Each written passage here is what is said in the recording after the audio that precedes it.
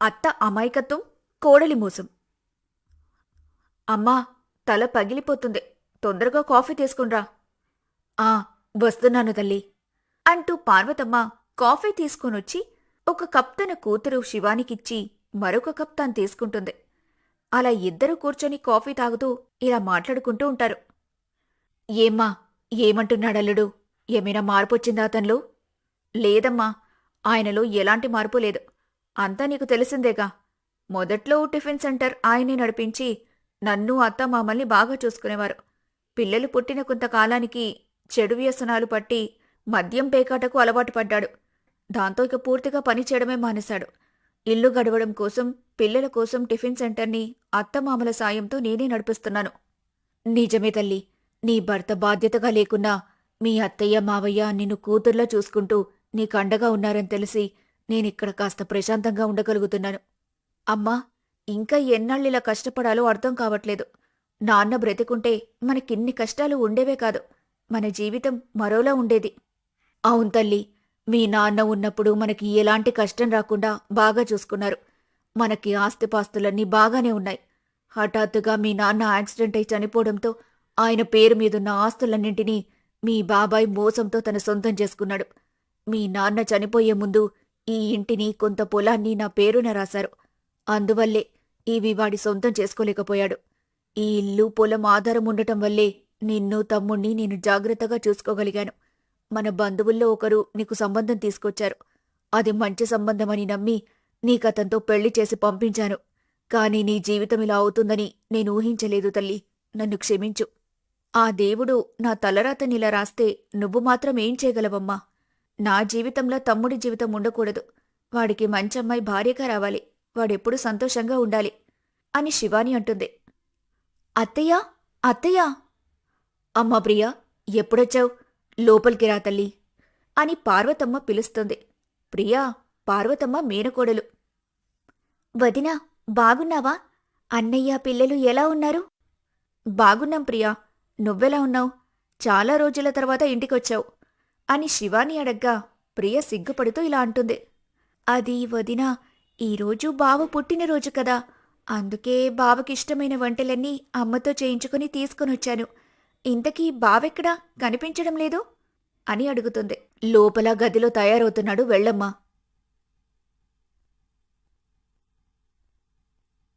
అమ్మా, ప్రియకి తమ్ముడు అర్జున్ అంటే చాలా ఇష్టం కదా. చిన్నప్పటినుంచి బావ బావ అంటూ వాడి చుట్టే తిరిగేది. అవునమ్మా, మీ మేనత్త శారద కూడా ప్రియకి అర్జున్కి పెళ్లి చేయాలని ఎప్పుడూ అంటూ ఉండేది. ప్రియ బావా బావా అంటూ అర్జున్ గది లోపలికి వెళ్తుంది. అర్జున్ అప్పుడే స్నానం చేసి రెడీ అవుతూ ఉంటాడు. ఏ కోతి, లోపలికొచ్చే ముందు తలుపు తట్టి రావాలని తెలీదా నీకు? ఆ రూల్స్ అన్నీ పరాయి వాళ్ళకి బావా. నేను నీకు కాబోయే భార్యని కాబట్టి అలాంటి రూల్స్ ఏవి నాకు వర్తించు. ఈరోజు నీ బర్త్డే కదా బావా, హ్యాపీ బర్త్డే బావా అంటూ అర్జున్ని ప్రియా గట్టిగా హక్ చేసుకుంటుంది. ఏ కోతి, ఏం చేస్తున్నావే? బర్త్డే విషెస్ ఇలా హక్ చేసుకోకుండా నార్మల్గా కూడా చెప్పొచ్చు, వదలవే. లేదు బావా, నేను వదలను. నన్ను పెళ్లి చేసుకుంటానని చెప్పు, అప్పుడు వదులుతాను. అప్పుడు అర్జున్ తన మనసులో ఇలా అనుకుంటాడు. ఇది చాలా మొండిది. పెళ్లి చేసుకుంటానని చెప్పే వరకు నన్ను విడిచిపెట్టేలా లేదు అని అనుకొని ఇలా అంటాడు. సరే, అలాగే, నేను పెళ్లి చేసుకుంటాను. ఇక వదలవే, కాలేజ్కి టైం అవుతుంది, నేను వెళ్ళాలి. మా మంచి బావ, ఎంత ముద్దుగా ఉన్నావో అని ప్రియ అర్జున్ బుగ్గలు రెండు గిల్లి గదిలో నుండి బయటికి వెళ్తుంది. ఈ కోతి పిల్లకి అల్లరి బాగా ఎక్కువైంది.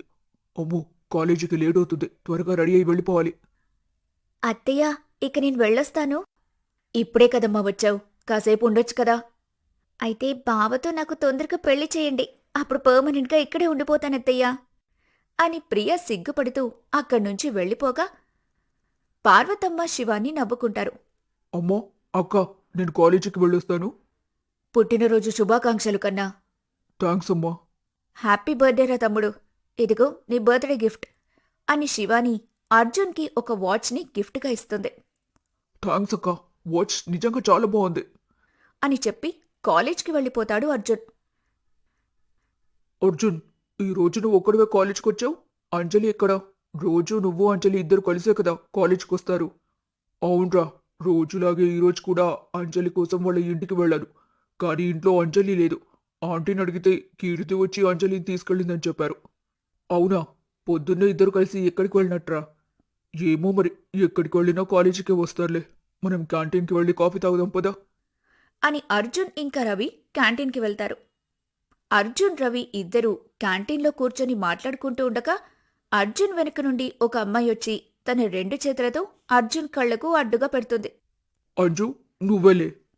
ఇంత కరెక్ట్గా నేనే అని ఎలా చెప్పావురా? నేను చిన్నప్పటి నుంచి భరిస్తున్నాను. ఆ మాత్రం గుర్తుపట్టలేనా ఏంటి? అయినా నువ్వుండగా మన కాలేజీలో నాతో ఎంత చనువుగా ఉండే ధైర్యం ఏ అమ్మాయికి ఉంటుంది చెప్పు? నువ్వు చెప్పింది నిజమే అర్జున్. మన అంజలి నీ పక్కనుండగా వేరే ఏ అమ్మాయి కూడా నీ దగ్గరకొచ్చే ధైర్యం చేయదు. అర్జున్, అంజలి, రవి, కీర్తి నలుగురు మంచి స్నేహితులు. Happy birthday Arjun. Thanks Anju. మరి నా గిఫ్ట్ ఏది? గిఫ్టా? ఆ దేవుడు నన్ను నీకు ఫ్రెండ్గా పంపించి నీకు చిన్నప్పుడే పెద్ద గిఫ్ట్ ఇచ్చాడు. నేనుండగా నీకు ఇంకా వేరే గిఫ్ట్ ఎందుకురా అని అంజలి అనగా అందరూ నవ్వుకుంటూ ఉంటారు సరదాగా. అంజలి, కాఫీ తాగుదామే. నేను అర్జున్ కూడా కాఫీ తాగుదామని క్యాంటీన్కి వచ్చాం. ఇంతలో మీ ఇద్దరు వచ్చారు. సరేరా, అయితే నేను వెళ్ళి మన నలుగురికి కాఫీ తీసుకుని వస్తాను అని అంజలి కాఫీ కోసం వెళ్ళగా అక్కడున్న ఇద్దరు అమ్మాయిలు రాణి వాణి ఇలా మాట్లాడుకుంటారు. ఈరోజు అర్జున్ చాలా హంసంగా ఉన్నాడు కదా వాణి. అవును రాణి, మామూలుగానే అర్జున్ హీరోలా ఉంటాడు. అలాంటిది ఈరోజు తన బర్త్డే అంట, ఇంకా బాగున్నాడు. మనం వెళ్ళి అర్జున్కి బర్త్డే విషెస్ చెప్దామా? వారి మాటలు విన్న అంజలి ఈ విధంగా అంటుంది. ఏ రాణి వాణి, ఏం మాట్లాడుతున్నారు ఇద్దరు? అర్జున్ దగ్గరకు వెళ్ళాలని చూస్తే మీ పళ్ళు రాలిగొట్టి మీ చేతిలోనే పెడతాను, జాగ్రత్త. ఏంటి అంజలి, మేము అర్జున్తో మాట్లాడితే నీకెందుకంత జల్సి? నువ్వేమైనా అర్జున్ని లవ్ చేస్తున్నావా ఏంటి? అవన్నీ మీకు అనవసరం. ఇంకోసారి మీరు అర్జున్ వైపు చూసినా, వాటితో మాట్లాడాలని ట్రై చేసినా మీకు మర్యాదగా ఉండదు, జాగ్రత్త. దీంతో మరికెందుకు రాని, మనం వెళ్దాం పదా అని వాళ్ళిద్దరూ అక్కడి నుంచి వెళ్ళిపోగా అంజలి కాఫీ తీసుకుని తన ఫ్రెండ్స్ దగ్గరకు వస్తుంది. ఏంటంజలి, కాఫీ తీసుకుని రావడానికి ఇంత టైం పట్టింది నీకు? అబ్బబ్బా, మరి కాలేజ్లో అమ్మాయిలందరి కళ్ళు అర్జున్ పైనే. విన్ని ఆడపిల్లని కాపాడుకున్నట్టు కాపాడుకోవాల్సి వస్తుంది. నాకందుకే ఇంత టైం పట్టింది. నలుగురు కాఫీ తాగుతూ కాసేపు సరదాగా మాట్లాడుకుంటూ ఉంటారు. అర్జున్, ఇదిగోరా నీ గిఫ్ట్. అబ్బో, ఏం గిఫ్ట్ తెచ్చావే నా కోసం? ఓపెన్ చేసి చూడ్రా, నీకే తెలుస్తుంది అని అంజలి అనగా అర్జున్ గిఫ్ట్ బాక్స్ ఓపెన్ చేసి చూస్తాడు. అందులో ఒక గోల్డ్ చైన్ ఉంటుంది. ఆ చైన్కున్న లాకెట్లో అర్జున్ అమ్మానాన్నల ఫోటో ఉంటుంది. థ్యాంక్ యూ సో మచ్ అంజలి అని అంటూ అంజలిని హత్తుకుంటాడు. అంజలి చాలా సంతోషపడుతుంది. ఇక మీ సెంటిమెంట్ సీన్ అయిపోతే మనం క్లాస్కి వెళ్దాం నువ్వు అంజలి వెళ్ళండి. నేను అర్జున్ ఒక 5 నిమిషాల్లో వస్తాం అని రవి అనగా అంజలి, కీర్తి ఇద్దరూ క్లాస్కి వెళ్తారు. ఏంట్రా అర్జున్, అంజలికి ఎప్పుడు ప్రపోజ్ చేస్తావు? ఏం మాట్లాడుతున్నావురా? నేను అంజలికి ప్రపోజ్ చేయడం ఏంటి? మా మధ్య స్నేహం మాత్రమే ఉంది, ఇంకేం లేదు. మీ మధ్య స్నేహం మాత్రమే ఉందని మిమ్మల్ని మీరు మోసం చేసుకుంటున్నారు. కానీ నిజానికి మీ ఇద్దరికీ ఒకరి మీద మరొకరికి అమితమైన ప్రేమ ఉంది. అది మీరు గుర్తించడం లేదు, అంతే. అబ్బా, ఏంట్రా నీకోలా? నువ్వు అనుకున్నట్టేం లేదు. అవునా? మరెందుకురా మొన్న మన పక్కన కాలేజ్ కూరాడు అంజలికి ప్రపోజ్ చేస్తాడని తెలిసి నువ్వు వాడితో గొడవ పడ్డావు? అంజలి కూడా అంతే. నీ దగ్గరకు ఏ అమ్మాయిని రానివ్వదు, నీతో మాట్లాడనివ్వదు. నేను ఖచ్చితంగా చెప్పగలను, మీ మధ్య ఉన్నది ప్రేమే. చాలు కాపరా బాబు, క్లాస్కి వెళ్దాం పదా అని అర్జున్ అనగా ఇద్దరూ క్లాస్కి వెళ్ళిపోతారు. మరుసటి రోజు ఉదయం అంజలి అర్జున్ ఇంటికి వస్తుంది. అర్జున్, అర్జున్, త్వరగా రారా, కాలేజీకి వెళ్ళాలి, లేట్ అవుతుంది అని అంజలి గుమ్మం బయట నిలబడి పిలవగా పార్వతమ్మ బయటికొస్తుంది. అమ్మా అంజలి, అలా గుమ్మం దగ్గరే నిలబడిపోయావేం? లోపలికి రా తల్లి. అర్జున్ ఎక్కడున్నాడాంటీ? రోజు టైంకి మా ఇంటికొచ్చి నన్ను హడావిడి పడతాడు. అందుకే ఈరోజు నేనే తొందరగా రెడీ అయి కాలేజ్కి వెళ్దామని అర్జున్ కోసం వచ్చాను. వాడి రోజు కాస్త ఆలస్యంగా నిద్రలేచాడమ్మా. లోపల గదిలో తయారవుతున్నాడు. అవునా? ఇంకేంటాంటీ సంగతులు? మీతో మాట్లాడి చాలా రోజులవుతుంది. ఏముంది తల్లి, నా బాధంతా అర్జున్ గురించే. ఈ ఏడాదితో మీ చదువు అయిపోతుంది కదా. అర్జున్కి ఉద్యోగం వస్తే వాడికి పెళ్లి చేద్దామనుకుంటున్నాను. ఇదే విషయం అర్జున్తో చెప్తే వాడు పెళ్లి చేసుకోనంటున్నాడు. వాడికి పెళ్లి చేస్తే నా బాధ్యత కూడా తీరిపోతుంది. అమ్మా అంజలి, నువ్వు అర్జున్కి చిన్నప్పటి నుండి మంచి ఫ్రెండ్వి కదా. కాస్త నువ్వైనా వాణ్ణి పెళ్లి చేసుకోమని ఒప్పించు తల్లి. అలాగే ఆంటీ, వాణ్ణి నేను ఒప్పిస్తాను అని అంజలి అనగా అర్జున్ హాల్లోకొచ్చి ఇలా అంటాడు. ఏంటమ్మా నువ్వు? రోజు పెళ్లి పెళ్లి అని నన్ను సతాయిస్తున్నావు. ఈ రోజు అంజలికి చెప్తున్నావా నన్ను పెళ్లి కొప్పించమని? ఆంటీ చెప్పినట్టు నువ్వు పెళ్లి చేసుకోవచ్చు కదరా. అమ్మా తల్లి, ఇప్పుడు నువ్వు కూడా స్టార్ట్ చేసావా? ఇక వెళ్దాం పద, కాలేజ్కి లేట్ అవుతుంది. సరే ఆంటీ, మేం కాలేజీకి వెళ్ళొస్తాం. మంచి తల్లి, వెళ్ళిరండి. కొన్ని రోజుల తర్వాత అంజలి అర్జున్ ఇద్దరూ క్యాంపస్ ఇంటర్వ్యూకి అటెండ్ అవుతారు. అప్పుడు అంజలి అర్జున్తో, రే అర్జున్, నాకు మంచి ఎంఎన్సీలో జాబ్ వచ్చిందిరా. నెలకు ₹1,00,000 శాలరీ. కాంగ్రాట్స్ సంజు, నాకు కూడా మంచి జాబ్ వచ్చింది. బట్ స్టార్టింగ్ సాలరీ 20,000 మాత్రమే. తర్వాత పర్ఫార్మెన్స్ని బట్టి సాలరీ పెంచుతామని చెప్పారు. అవునా? ఏం పర్వాలేదురా. నీకు టాలెంట్ ఉంది, నువ్వు మంచి పొజిషన్కి వెళ్తావు. నాకా నమ్మకం ఉందిలే సరే అంజలి, మనకి జాబ్ వచ్చిందన్న విషయం మన ఇంట్లో వాళ్ళకి చెప్పాలి అని అర్జున్ అంజలి ఇద్దరూ ఎవరింటికి వాళ్ళు వెళ్ళిపోతారు. అమ్మా, నాన్న, తొందరగా రండి అంటూ అంజలి పిలవగా రామారావు జానకమ్మ వస్తారు. ఏంటమ్మా అంజు, ఈరోజు చాలా సంతోషంగా కనిపిస్తున్నావు. అమ్మా, నాన్న, నాకు జాబ్ వచ్చింది. నెలకి ₹1,00,000 శాలరీ. నా బంగారు తల్లి, ఎంత మంచి శుభవార్త చెప్పావు. ఉండు, నేను ఓ తీపి చేస్తాను అంటూ జానకమ్మ స్వీట్ తెచ్చి అంజలికి తినిపిస్తుంది. కాంగ్రాట్స్ తల్లి, నువ్వు ఇలాగే గొప్ప స్థాయికి ఎదగాలి. థ్యాంక్స్ నాన్న.